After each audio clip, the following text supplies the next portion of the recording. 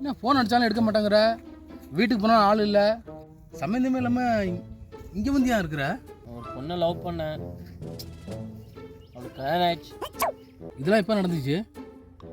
நல்லா வசதியாக ஒருத்த வந்தான், என்னை கழட்டி விட்டா. பேர் கூட ஏதோ அந்தோணி தட்டிலாம். எது? கைத்து கட்டலாம்?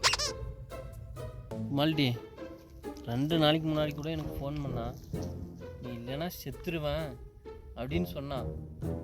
இப்போ எனக்கு தெரியக்கூடாதுன்னு கோவாவில் போய் கல்யாணம் பண்ணியிருக்கேன்.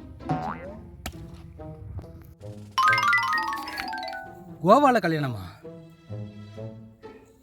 யார் அந்த பொண்ணு? கீர்த்தி சுரேஷ்.